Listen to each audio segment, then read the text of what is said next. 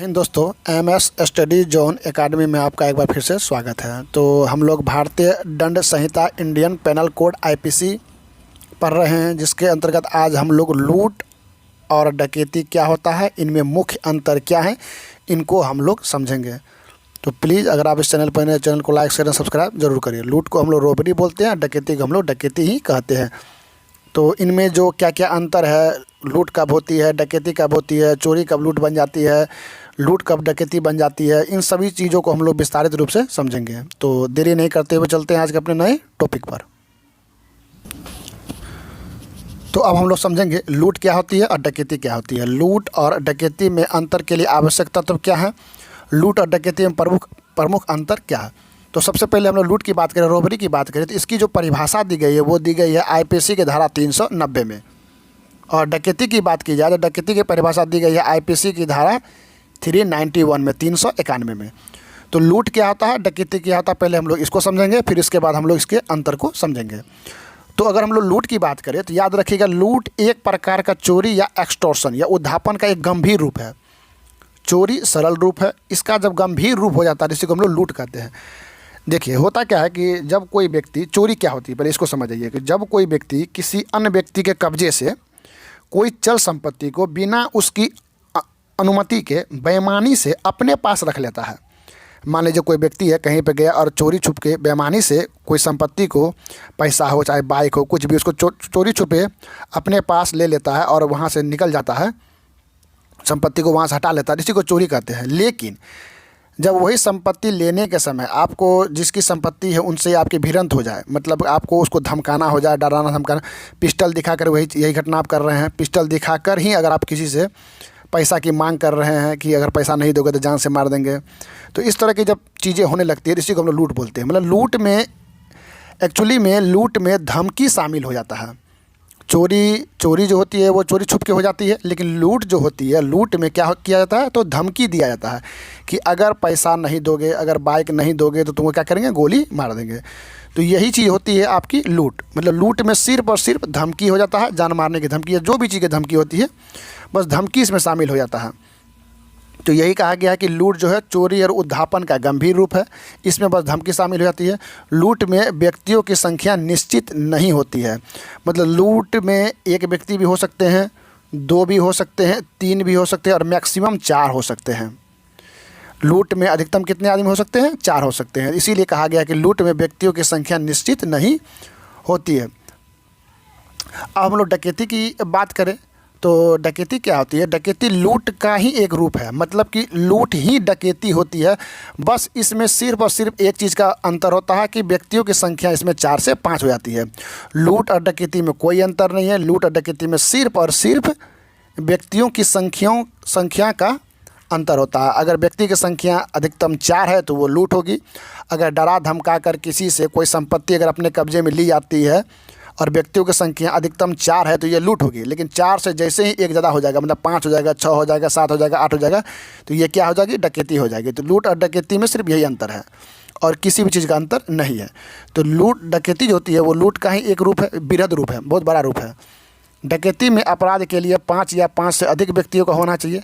मैंने पहले ही कहा, अगर 4 व्यक्ति हैं तो ये लूट होगी, 3, 2, 1 व्यक्ति है तो ये लूट होगी। लेकिन 4 से अधिक जैसे ही 5 हो जाएगा तो ये क्या हो जाएगा, ये डकैती हो जाएगा। अब समझिए, लूट के अपराध में किसी व्यक्ति की सहमति के बिना ली जाती है, सही बात है। लूट भी जब आप करते हैं तो कोई व्यक्ति अगर सहमति नहीं देता है तब तो आप इसे पिस्टल, हथियार या तेज़ाब फेंक देने का आप धमकी देते हैं, फिर उसके बाद उसकी संपत्ति को आप क्या करते हैं, ले लेते हैं। इसी को हम लोग क्या बोलते हैं, लूट कहते हैं।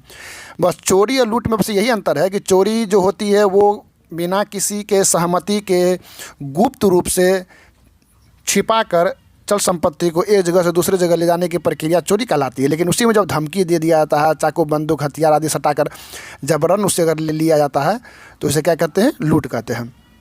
अब लूट की सज़ा की बात करें तो इनको आप लोग अच्छे से समझिएगा कि लूट की सज़ा का प्रावधान है आईपीसी की धारा 392 में। तो इनको समझिएगा कि साधारणतः अगर लूट होती है तो लूट की सज़ा में 10 साल तक की सज़ा का प्रावधान है। अगर कोई व्यक्ति किसी घर में या कहीं पर भी जाकर कोई लूट की घटना घटित करता है तो 10 साल की सज़ा का प्रावधान है। लेकिन वही अगर व्यक्ति राजमार्ग पर, जो NH 57 है, जो भी है बड़े बड़े राजमार्ग है, उन राजमार्गों पर सूर्योदय और सूर्यास्त के बीच का समय, मतलब सूर्योदय होने से पहले और सूर्यास्त होने के बाद के बीच का जो समय होता है, उस समय में राष्ट्रीय राजमार्ग पर जाकर कोई व्यक्ति अगर लूटपाट करता है तो उसकी जो सज़ा होगी वो 14 साल तक की और जुर्माना भी लगाया जा सकता है। तो राजमार्ग पर क्या लूटा जाता है, तो मान लीजिए राजमार्ग पर बहुत सारे मशीन खड़े रहते हैं रोड बनाने वाला, तो उनके क्या करते हैं, डीजल निकाल लिया जाता है या बैटरी निकाल लिया जाता है, हथियार पिस्टल आदि सटाकर। एक घटना घटित हुई थी कि एक पेवर मशीन होता है जो पिचिंग करने वाला, रोड को पिचिंग करने वाला जो मशीन होता है, वो राजमार्ग पर लगा हुआ था। तो कुछ लोग आए थे पिस्टल सटाकर, उन्होंने क्या किया कि कुछ बैटरी दो तीन बैटरी निकाल लिए, डीजल निकाल लिया। तो ये क्या हो गई, लूट की घटना घटित हो गई। तो ये रात्रि में हुआ है, तो उस समय इनकी जो सज़ा का प्रावधान है ये 14 साल तक की सज़ा का प्रावधान है। तो 14 साल तक की सज़ा का है प्रावधान और जुर्माना भी लगाया जा सकता है।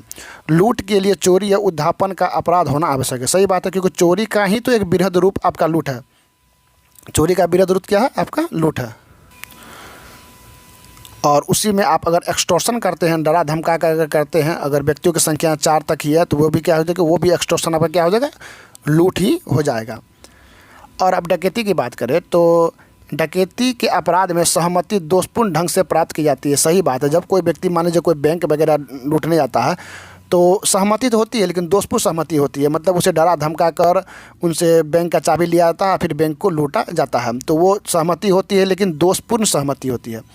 अगला है डकैती के लिए प्रमुख तत्व लूट करना या करने का प्रयत्न करना है। सही बात है, लूट का प्रयत्न करना ही एक प्रकार की डकैती है। सिर्फ और सिर्फ व्यक्तियों की संख्या का ही अंतर होता है। अब एक बात और थोड़ा समझिए कि मान लीजिए कोई 5 व्यक्ति कहीं पर डकैती करने के लिए गए और 5 व्यक्ति में से डकैती किए और एक व्यक्ति उसमें से निर्दोष साबित हो गए, तो व्यक्तियों की संख्या कितनी हो गई, 4 हो गई। तो ये डकैती नहीं, ये लूट की घटना घटित होगी, तब लूट का केस होगा इस पर। याद रखिएगा, व्यक्तियों की संख्या में ही अंतर है लूट और डकैती में। अगर व्यक्तियों की संख्या मैक्सिमम 4 है तो ये लूट हो जाएगी, और अगर 4 से मतलब 5 है, 5 से अधिक है तो ये क्या हो जाएगी, डकैती हो जाएगी। और डकैती में जो सज़ा का प्रावधान है वो आईपीसी की धारा 395 में दिया गया है कि 10 साल या आजीवन कारावास तक की सज़ा का प्रावधान है। तो लूट और डकैती में उम्मीद है आप लोग अंतर समझ गए होंगे। अब थोड़ा संक्षिप्त रूप में दिया गया है कि लूट और डकैती में अंतर के लिए आवश्यक तथ्य क्या है। तो लूट जो होती है, समस्त प्रकार के लूट में या तो चोरी होगी या अपकर्षण होगा। सही बात है कि चोरी का ही तो बृहद रूप आपका लूट है। जब किसी को डराते धमकाते नहीं है, चुपके से किसी की संपत्ति को बिना उसकी अनुमति के, चल संपत्ति को एक जगह से दूसरे जगह हटा देते हैं और बेईमानी का इरादा रख के, तो ये चोरी होती है। लेकिन उसी में जब डरा धमका के हथियार पिस्टल के बट पर अगर इस तरह घटना घटित करते हैं तो ये क्या होती है, लूट हो जाती है। उसी तरह से एक्सटॉर्शन को भी जब हम लोग किसी व्यक्ति को हथियार पिस्टल या तेजाब आदि फेंकने, चेहरा फेंकने का डरा धमका कर किसी भी संपत्ति को लूटते हैं तो ये भी क्या हो जाती है, अपकर्षण। एक्सटॉर्शन करते हैं ये भी क्या होती है, लूट होती है। अर्थात लूट में या तो चोरी से माल हथियार लिया जाता है या भयभीत करके जबरन वसूल लिया जाता है, तो यही क्या होती है, लूट होती है। अब एक बहुत ही मोस्ट इम्पोर्टेंट प्रश्न आता है आप लोग का, जो कि आप लोग का प्रश्न में एग्जाम में ज़रूर पूछा जाएगा, और इसे समझिए आप लोग कि चोरी कब लूट बन जाती है। देखिए, चोरी लूट होती है यदि चोरी करने के लिए या चोरी करने में या चोरी द्वारा प्राप्त संपत्ति को ले जाने की चेष्टा करने में अपराधी द्वारा उस कार्य के लिए स्वेच्छापूर्वक किसी व्यक्ति की मृत्यु करता है या चोट पहुंचाता है या उसको नाजायज़ तरीके से रोके रखता है, या तत्काल मृत्यु या तत्काल चोट या तत्काल नाजायज़ तरीके से रोके जाने का भय उत्पन्न करता है।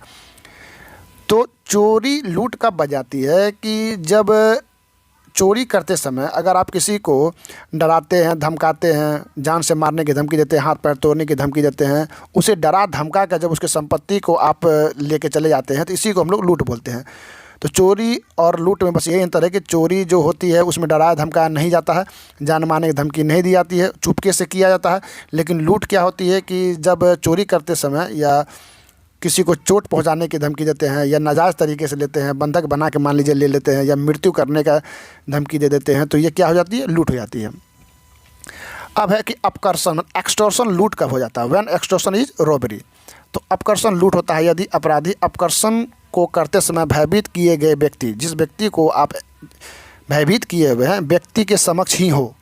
मतलब मान लीजिए कि ए है और ये बी है, तो ए ने बी को पकड़ा और इसे भयभीत किया है, मतलब बी को ही भयभीत किया है जिस व्यक्ति के समक्ष उपस्थित है, और उस व्यक्ति को स्वयं उसको या किसी व्यक्ति को तत्काल मृत्यु या चोट या तत्काल दोषपूर्ण अवरोध का भय दिखाता है, या तो तुमको जान से मार देंगे या यहाँ से जाने नहीं देंगे, या फिर हाथ पैर तोड़ देंगे आदि दिखला कर जब आप एक्सटॉर्शन करते हैं, ये भी एक प्रकार का क्या होता है, लूट हो जाता है। यह इस प्रकार के भय दिखाना या भयभीत किए व्यक्ति को उसी समय वहाँ पर आकर्षण की जाने वाली चीज़ों के लिए मजबूर कर देता है। यही आपकी क्या हो जाती है, लूट हो जाती है।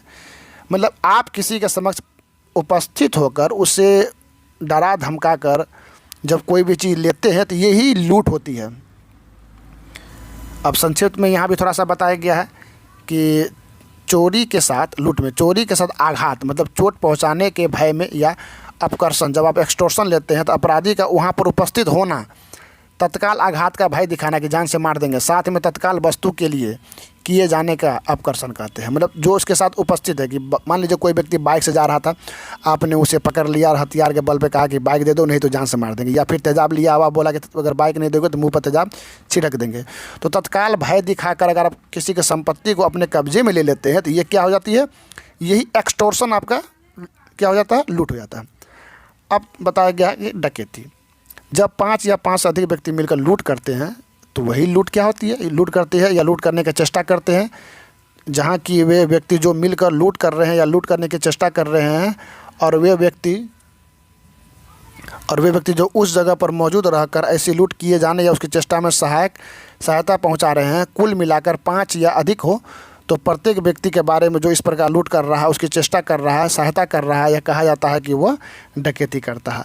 तो मैंने पहले ही बता दिया लूट और डकैती में सिर्फ इतना अंतर है कि लूट में व्यक्तियों की संख्या अधिकतम 4 होती है और डकैती में 5 या 5 से अधिक होती है। तो बस यही बात है कि जब कोई व्यक्ति किसी को डरा धमका कर किसी भी चीज़ को लूटता है और 5 या 5 से अधिक व्यक्ति है तो ये डकैती हो जाती है। डकैती के दौरान अगर आप किसी की हत्या कर देते हैं तो भादवी की धारा 396 के अंतर्गत FIR दर्ज किया जाएगा और इस समय आपको आजीवन कारावास या मृत्युदंड की सज़ा का भी प्रावधान किया गया है। तो उम्मीद है कि आप लोग लूट और डकैती में अंतर समझे होंगे और लूट कब डकैती बन जाती है, चोरी कब डकैती बन जाती है, इसको भी समझ गए होंगे। तो अगले वीडियो में हम लोग कुछ और अलग अंतर के साथ हम लोग मिलेंगे। तब तक के लिए धन्यवाद। जय हिंद, जय भारत।